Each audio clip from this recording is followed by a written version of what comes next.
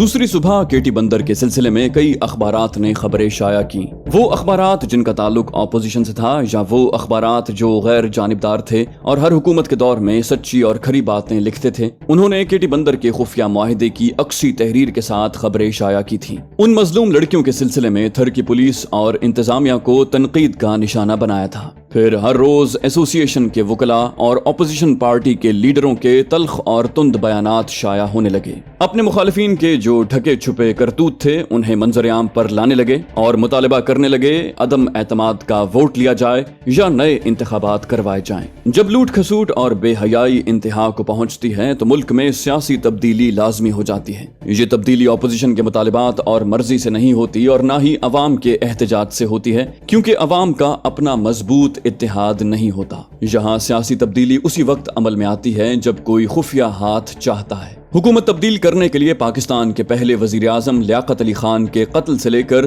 General Zia الحق کے حادثے تک خفیہ ہاتھ کی کارفرمائی رہی۔ دنیا والے ازل سے جانتے ہیں کہ خفیہ ہاتھ کس قدر مستحکم ہوتا ہے کہ دہائیاں گزرنے کے بعد بھی پاکستانی حکمرانوں کے قتل ہونے، پھانسی چڑھنے اور حادثاتی موت مرنے کے اصل راز سے نہ کبھی پردہ اٹھتا ہے اور نہ کسی کو پردہ اٹھانے کا موقع دیا جاتا ہے۔ پردے کے پیچھے دھند ہی دھند تھی۔ کبھی کوئی خدا کا نیک بندہ آئے گا تو وہ دھند چھٹے گی۔ فی الحال کوئی سمجھ نہیں سکتا کہ پردے کے پیچھے کیا ہوتا رہتا ہے، اور جب کوئی خدا کا نیک بندہ پردے کے پیچھے کے حالات کو سامنے لانے کی کوشش کرتا ہے تو تمام طاقتیں مل کر اس کو بدنام اور منظر سے ہٹانے کی کوشش کرتی ہیں۔ خفیہ ہاتھ نے اپنی ایک انگلی کے اشارے سے کاشف اکبر کو طلب کیا۔ اشاروں کی زبان کو بین الاقوامی زبان کہا جاتا ہے اور یہ زبان دونوں ہاتھوں کی انگلیوں کے ذریعے اپنا مدعا بیان کرتی ہے۔ خفیہ ہاتھ نے کہا، کاشف اکبر، چالاک مجرم اپنے پیچھے قدموں کے نشانات نہیں چھوڑتے، مگر تم اپنی بے پرواہی سے ایسے نشانات چھوڑتے آئے ہو کہ ہم تمہیں تحفظ نہیں دیں گے تو اس ملک کی اپوزیشن قانون دان اور دانشور تمہارا محاسبہ کریں گے۔ تم سے کیٹی بندر، تھرمل پاور اور سٹیل ملز میں ہونے والے گھپلوں کا حساب لیں گے۔ تم نے اپنے لیے اور اپنے چمچوں کے لیے قومی خزانے سے اربوں کے جو قرضے لیے ہیں ان کی واپسی کا مطالبہ کریں گے۔ تمہارے سیاسی حمایتی اس لیے وہ قرضے واپس نہیں کریں گے کہ تم نے اسمبلی میں اپنی تعداد بڑھائے رکھنے کے لیے رشوت کے طور پر وہ قرضے انہیں قومی خزانے سے دلائے تھے۔ کاشف اکبر نے کہا، کامیاب سیاست کے لیے لازمی ہے کہ ہم اپنی کرپشن کو چھپائے رکھیں۔ میں نے بھی یہی کوشش کی تھی، لیکن ہیرلڈ جان کی غلطی سے وہ اہم خفیہ معاہدہ منظر عام پر آ گیا۔ خفیہ ہاتھ نے کہا، ہم نے سنا ہے کوئی پراسرار شخص خود کو مسٹر وہ کہتا ہے، اسی نے وہ معاہدہ چرایا تھا۔ تمہاری پولیس، انتظامیہ، انٹیلیجنس والے اور خفیہ ایجنسی والے اس پراسرار شخص کو گرفتار کرنے میں ابھی تک ناکام رہے ہیں۔ اگر وہ گرفتار ہو جاتا تو آج ہم تمہیں طلب نہ کرتے۔ اپنی طلبی کا مطلب سمجھتے ہو؟ کاشف اکبر بولا، جی ہاں، اقتدار سے محرومی، لیکن ایک التجا ہے۔ اگر مجھے نقصانات پورے کرنے کی مہلت دی جائے تو میں مہنگائی اور ٹیکس بڑھا کر ورلڈ بینک کا قرضہ قسطوں میں ادا کرتا رہوں گا۔ خفیہ ہاتھ نے کہا، بات صرف قرضے کی ادائیگی کی نہیں ہے۔ کیٹی بندر کا خفیہ معاہدہ منظر عام پر آنے کے باعث ایران، افغانستان، وسطی ایشیا کے اسلامی ممالک یہ خطرہ محسوس کر رہے ہیں کہ پاکستان کی ساحلی زمین پر امریکی فوجی اڈہ قائم ہو سکتا ہے، تاکہ امریکہ اس ساحلی اڈے سے افغانستان اور ازبکستان کے راستے چین کے مد مقابل آ جائے اور ایران اس سے چند 100 کلومیٹر کے فاصلے پر رہے۔ تم لوگوں کی کوتاہی سے ہمارے منصوبے خاک میں مل رہے ہیں، لہٰذا فی الحال تمہاری چھٹی کی جا رہی ہے۔ کاشف اکبر سر جھکائے اپنی سزا سنتا رہا۔ اسے کہا گیا، ہم تمہیں اپنی طرف سے مہلت نہیں دیں گے، لیکن نئی حکومت کے قیام کے لیے تم انتخابات لڑ سکتے ہو۔ ہمارا دست شفقت دوسرے سیاستدان کے سر پر رہے گا، وہی حکومت بنائے گا، لیکن سیاسی منظر میں رہنے کی خاطر اقتدار کے لیے لڑو گے۔ اب تم جاؤ۔ وہ چلا گیا۔ خفیہ ہاتھ نے دوسرے سیاستدان مرزا نیک بخت کو طلب کیا۔ نیک بخت نے حاضر ہو کر کہا، خداوند سیاست کا اقبال بلند ہو، آپ ہمیشہ سپر پاور رہیں، بندہ حاضر ہے۔ خفیہ ہاتھ نے پوچھا، کیا معاہدہ مکمل کر کے لائے ہو؟ نیک بخت بولا، آپ کنگ میکر ہیں، آپ کا اشارہ ہی کافی ہے، یہ معاہدہ حاضر ہے۔ خفیہ ہاتھ نے کہا، پڑھ کر سناؤ۔ وہ کرسی پر سیدھا ہو کر بیٹھ گیا، پھر معاہدے کی فائل کھول کر پڑھنے لگا۔ اس معاہدے کا متن کچھ یوں تھا، میں پورے ہوش و حواس میں رہ کر یہ لکھ رہا ہوں کہ اقتدار حاصل کرنے کے بعد خفیہ ہاتھ کی پالیسیوں پر عمل کرتا رہوں گا۔ میں پاکستان کی خارجہ پالیسی کو خفیہ ہاتھ سے متصادم نہیں ہونے دوں گا۔ سابقہ حکم हुक्मरान की गलतियों की तलाफी करूंगा और केटी बंदर के खुफिया मुआहिदे को सर्द खाने में डाल दूंगा। फिर खारजा पॉलिसी को एक नई शक्ल देकर केटी बंदर के करीब फरोख्त शुदा इलाके को अमरीकी फौजी अड्डा बनाने का मौका बड़ी राजदारी से फराहम करूंगा। हर दौरे हुकूमत में कर्जे लेते लेते पाकिस्तान को गिरवी रखा गया है। मैं भी यही रिवायत कायम रखते हुए मजीद कर्जे लूंगा ताकि कर्जे अदा न करने के बायस पाकिस्तान हमेशा खुफिया हाथ के दबाव में रहे और उसकी मर्जी के मुताबिक खारजा पॉलिसियों पर अमल करता रहे। मिर्जा नेकबख्त वो मुआहिदा पढ़ता रहा और खुफिया हाथ तवज्जो से सुनता रहा। मुआहिदा उसकी मर्जी के मुताबिक था, इसलिए दोनों ने उस पर दस्तखत कर दिए। उस मुआहिदे की एक फाइल खुफिया हाथ ने अपने पास रखी और दूसरी कॉपी मिर्जा नेकबख्त ने लेकर उससे मुसाफा किया। बड़ा मशकूर व ममनून होकर उसका शुक्रिया अदा करता हुआ इमारत से बाहर आया। बाहर उसकी ब्लैक मर्सिडीज खड़ी थी, उसके आगे पीछे मुसल्ला गार्ड्स की गाड़ियां थीं। एक गार्ड ने उसके लिए पिछली सीट का दरवाजा खोला। उस सीट पर एक हसीनो जमील लेडी सेक्रेटरी अनिला बानो बैठी हुई थी। वो उसके पास आकर बैठ गया। दरवाजा बंद हो गया। फिर वो गाड़ी मुहाफिजों के साए में चल पड़ी। अनिला बानो अगरचे एक पर्सनल सेक्रेटरी थी, लेकिन हुस्न का अपना एक रूब और दबदबा होता है। वो अहकामात की तामील करने वाली सेक्रेटरी नहीं बल्कि अहकामात सादिर करने वाली मलिका आलिया दिखाई देती थी। मिर्जा नेकबख्त की सियासी शख्सियत जितनी भारी भरकम थी उतनी ही वो शाहाना नाजो अंदाज की हामिल थी। वो कम गो थी। उसकी खामोशी में उसके बदन का हुस्न बोलता रहता था और मानवियत से भरपूर अदाएं इस तरह पुकारती रहती थीं कि नेकबख्त बेइख्तियार बदबख्त बनकर उसकी तरफ खिंचता चला जाता।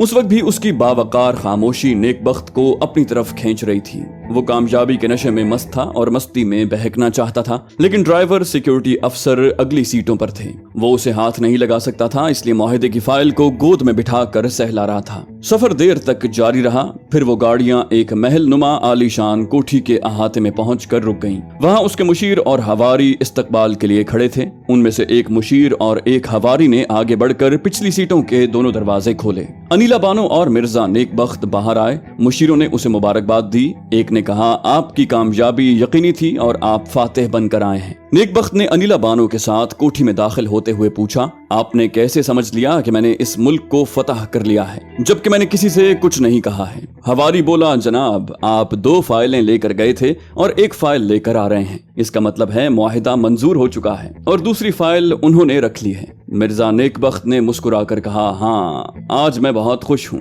आप चारों ने मुशीर होने का हक अदा किया है। ऐसा मुकम्मल और जामे सियासी मुआहिदा तैयार किया था कि उसके एक लफ्ज पर भी एतराज नहीं किया गया। आप सब इनामात के मुस्तहिक हैं। मैं तुम लोगों को माला माल कर दूंगा। अनिला बानो कोठी के अंदरूनी हिस्से में जा चुकी थी। दूसरे मुशीर ने राजदारी से कहा, जनाब आली, अनिला बानो के माँ बाप और खानदान वाले उसे तलाश कर रहे हैं। उसका बाप भी यहाँ आया था। मिर्जा नेकबख्त ने पूछा, आपने उसे क्या कहा? मुशीर बोला, हमने सीधा सा जवाब दे दिया है कि उसने मुलाजिमत छोड़ दी है, यहाँ नहीं आती। 2 दिन पहले वो अपने घर वालों से कहकर आई थी कि इस्तीफा देने जा रही है। उसके बाप को यकीन आ गया कि वो इस्तीफा देकर यहाँ से जा चुकी है। लेकिन नेकबख्त ने पूछा, लेकिन क्या? मुशीर बोला, अभी 1 घंटा पहले उसका भाई फोन पर बकवास कर रहा था। नेकबख्त ने पूछा, क्या कह रहा था? मुशीर बोला, यही कि आपके आदमियों ने अनिला बानो को अगवा करके कहीं छुपा दिया है। नेकबख्त बोला, उसे वार्निंग दो कि आइंदा मेरे खिलाफ ऐसी बेहुदा बातें करेगा तो उसे हवालात में पहुंचा दिया जाएगा। अब तो पुलिस वाले मेरे ताबेदार बनकर रहेंगे।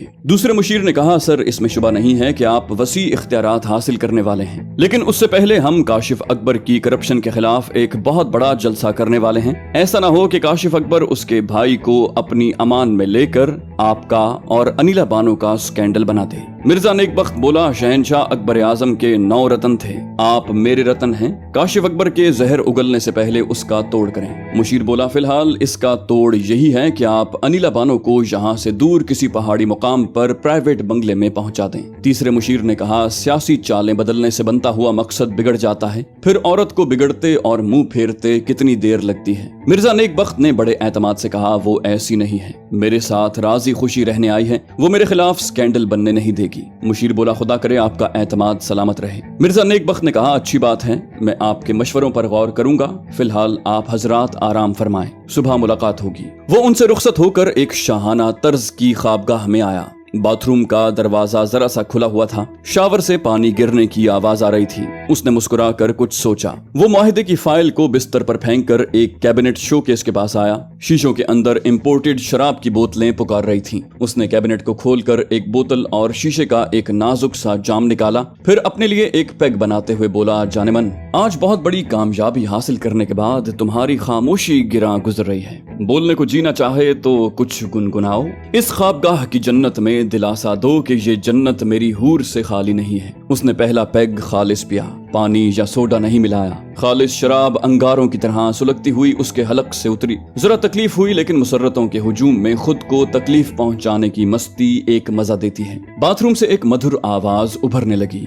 एक मुतरन्नम गुनगुनाहट सुनाई दी। उसने मुस्कुराते हुए दूसरा पैग बनाया। फिर उस पैग को फजा में बुलंद करते हुए कहा, शताब आ के नहीं ताब अब जुदाई की। उसने जाम को होंठों से लगाया। फिर एक घूंट पीकर कहा, शराब एक हसीना के लबों की तरह जलाती है मगर खूब बहलाती है, अब आ भी जाओ। दूसरा पैग खत्म हो गया मगर वो नहीं आई। शावर से पानी गिरने की आवाज के साथ रस भरी गुनगुनाहट सुनाई देती रही। वो तीसरा पैग पीने लगा। खाने पीने की चीजों में मिलावट की आदत पड़ जाए तो खालिस चीज आसानी से हजम नहीं होती, हजम होने के दौरान परेशान करती है। वो खालिस विस्की पी रहा था। कामयाबी इंजॉय करने के लिए खूब मस्ती में आना चाहता था और वो मामूल के खिलाफ बदमस्त हो रहा था। शराब की गर्मी दिमाग पर चढ़ रही थी और नशा होश उड़ा रहा था। जब वो बाथरूम से निकली तो उसके साफ और शफाफ बदन पर पानी के कतरे शबनम के मोतियों की तरह लरज रहे थे। बदन की चांदनी सिर्फ एक तौलिए में लिपटी हुई थी।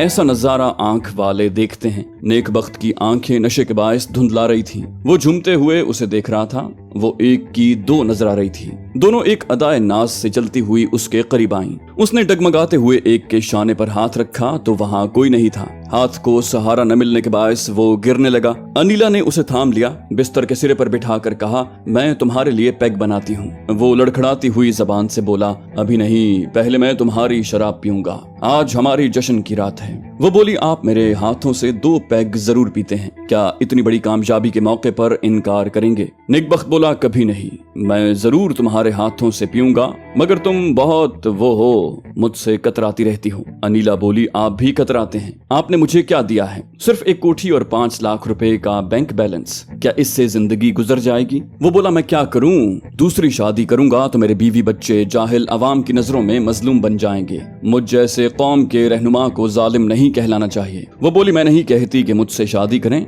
मैं अपने मुस्तकबिल की सिक्योरिटी चाहती हूँ। आपने साथ छोड़ दिया तो मैं कहाँ जाऊंगी? मैं तालीम याफ्ता हूँ, ऊंचे खानदान से ताल्लुक रखती हूँ, बाजारी नहीं हूँ कि आपके बाद किसी दूसरे की दाश्ता बन जाऊं। उसने शीशे के जाम को उसके होंठों से लगाया। वो एक घूंट पीकर बोला, मैं तुम्हें कभी नहीं छोड़ूंगा। अनिला बोली, ये सियासतदान का वादा है, किसी आशिक का वादा होता तो यकीन कर लेती। नेकबख्त बोला, यकीन करो, मैंने तुम्हारे सिवा आज तक किसी को राजदार नहीं बनाया। मेरे सेफ का लॉक नंबर सिर्फ तुम जानती हो। वो उठकर डगमगाते हुए फाइल को उठाते हुए बोला, ये सबसे अहम और खुफिया मुआहिदा है। किसी दुश्मन के हाथ लग जाए तो मैं 2 कौड़ी का हो जाऊंगा। अंदाजा करो मैं तुम पर कितना भरोसा करता हूँ। ये लो, इसे सेफ में रख दो। नेकबख्त ने उसके हाथ से जाम लिया। वो फाइल लेकर सेफ के पास आ गई। उसे मखसूस नंबरों की तरतीब से खोलने लगी। वो गटागट जाम खाली करने के बाद बोला, तुम बड़ी वो हो, मैं मना करता हूँ मगर तुम डबल पैग बना देती हो। तुम क्या समझती हो मैं नशे में आउट हो जाऊंगा? हरगिज नहीं, कभी नहीं। वो करीब आकर उसके हाथ से खाली जाम लेकर बोली,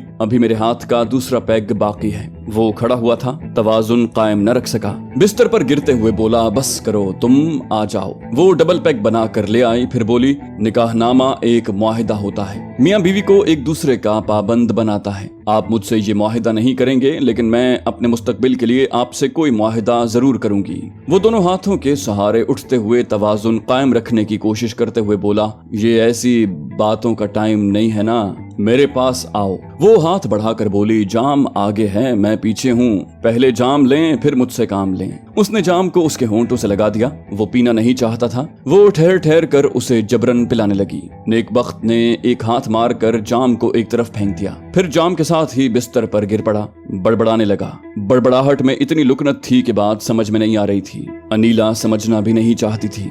जरा दूर जाकर एक सोफे पर बैठ गई, परेशानी से सोचने लगी। घर छोड़े हुए आज तीसरा दिन है। भाई भाई और माँ बाप परेशान होंगे, मुझे तलाश कर रहे होंगे। मुझे आज नहीं तो कल घर वालों को और दुनिया वालों को जवाब देना होगा, और मैं जवाब दूंगी कि दाश्ता बनकर हारने वालों में से नहीं हूँ, हार कर भी जीतना और नेक नाम रहना जानती हूँ। नेकबख्त के खर्राटे सुनाई देने लगे। वो उठकर खड़ी हो गई, बिस्तर के करीब आकर उसे गहरी नींद में देखा, फिर सेफ के पास आई, मखसूस नंबरों की तरतीब से सेफ को खोला। खुफिया अहम मुआहिदे की फाइल ऊपर रखी हुई थी। उसने फाइल को खोलकर अंदर के कागजात निकाले, कागजात को सेफ के ऊपर रखा, खाली फाइल को सेफ के अंदर रखा, फिर उसे पहले की तरह लॉक कर दिया। अलमारी खोलकर एक लिबास निकालकर उसे पहन लिया। सेफ के ऊपर रखे हुए कागजात को अच्छी तरह तह करके अपने गिरबान के अंदर छुपा लिया। ये सब कुछ वो बड़े इत्मीनान से और बड़े एतमाद से करती रही। फिर रिसीवर उठाकर नंबर डायल करके सिक्योरिटी अफसर से बोली, ड्राइवर से गाड़ी निकालने को कहो, मैं डॉक्टर के पास जाऊंगी। उसने रिसीवर रख दिया। अलमारी से पर्स निकालकर उसमें रकम देखी, एक छोटे से कागज पर 2-3 दवाओं के नाम लिखे, फिर उन्हें पर्स में रख कर ख्वाबगाह से बाहर आई। कोठी बहुत वसी और अरीज थी। वो मुख्तलिफ राहदारियों से गुजरती हुई बाहर आई। पोर्च में ब्लैक मर्सिडीज थी। ड्राइवर ने पिछली सीट का दरवाजा खोला। सिक्योरिटी अफसर ने पूछा, साहब आपके साथ नहीं जाएंगे? वो बोली, वो थके हुए हैं, आराम कर रहे हैं, मैं अभी आ जाऊंगी। सिक्योरिटी अफसर ने झिझकते हुए कहा, साहब ने कहा है आपको कहीं तन्हा न जाने दिया जाए। अनीला बोली, उन्होंने मेरी हिफाजत के लिए ऐसा कहा है। तुम उनके खास बॉडीगार्ड हो, तुम्हें यहाँ रहना चाहिए, मेरे साथ दूसरा गार्ड जाएगा। सिक्योरिटी अफसर ने मुतमईन होकर एक गार्ड को उसके साथ जाने का हुक्म दिया। वो गार्ड अगली सीट पर ड्राइवर के साथ बैठ गया। अनीला पिछली सीट पर बैठ गई। फिर कार स्टार्ट होकर वहां से जाने लगी। मिर्जा नेकबख्त ने अपनी हिफाजत के लिए और भी खुफिया इंतजामात कर रखे थे। 6 जासूस थे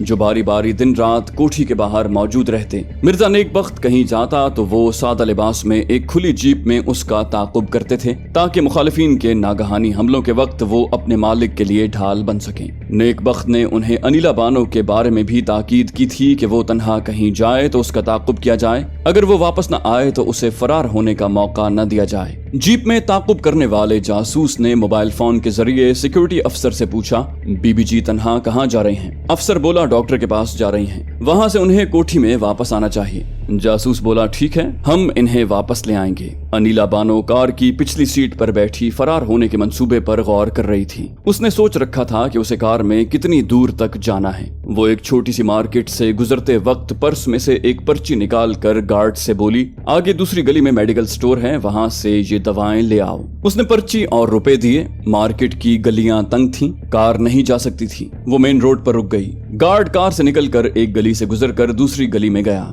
उसके नजरों से ओझल होते ही उसने ड्राइवर से कहा, ओह मैं भूल गई, तुम फौरन जाओ और गार्ड से कहो एस्प्रिन की चंद गोलियां भी ले आए। ड्राइवर हुक्म की तामील के लिए गया। उसकी नजरों से ओझल होते ही वो दरवाजा खोलकर मार्केट की मुखालिफ समत एक गली में भागती चली गई। वो 2 जासूस जीप में बैठे हुए थे। उसे भागते देखकर जीप स्टार्ट करके उसका ताकुब करने लगे। उन्होंने गली में दाखिल होकर देखा, वो दौड़ती हुई दूसरी गली में मुड़कर नजरों से ओझल हो रही थी। आगे गली तंग थी। वो दोनों जीप से उतर कर दौड़ने लगे। स्ट्रीट लाइट्स की रोशनी में एक दूसरे को देखा जा सकता था, लेकिन वो नजर नहीं आई। आगे वो गली 2 हिस्सों में तकसीम होकर 2 समतों में जा रही थी। वो दोनों एक दूसरे से अलग होकर एक गली में दौड़ते गए। दूर जाकर भी वो नजर नहीं आई, लेकिन दौड़ते हुए कदमों की आवाजें सुनाई दे रही थी। वो आवाजों की समत दौड़ने लगे। एक गली के मोड़ पर पहुंचकर वो उससे काफी दूर थी। उसने दौड़ते हुए रिवॉल्वर निकालते हुए धमकी दी, रुक जाओ वरना गोली मार दूंगा। उसी वक्त एक भारी भरकम मोटरसाइकिल की आवाज सुनाई दी।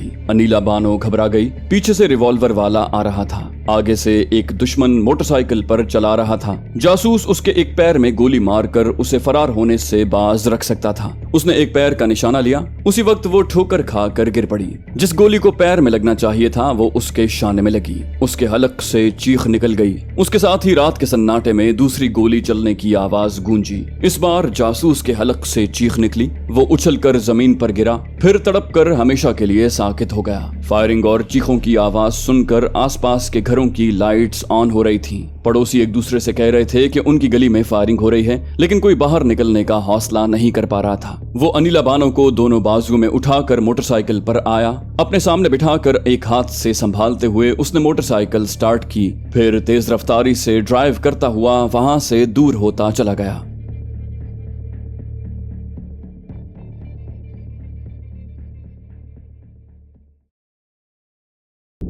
तो दोस्तों ये थी हमारी आज की एपिसोड। उम्मीद करते हैं आपको हमारी कहानी पसंद आई होगी। जाने से पहले इस वीडियो को लाइक कीजिए और शेयर करना मत भूलिए।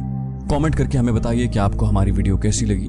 और अगर अभी तक आपने इस चैनल को सब्सक्राइब नहीं किया तो इसे सब्सक्राइब कीजिए और बेल आइकन दबाकर ऑल नोटिफिकेशंस ऑन कर लीजिए।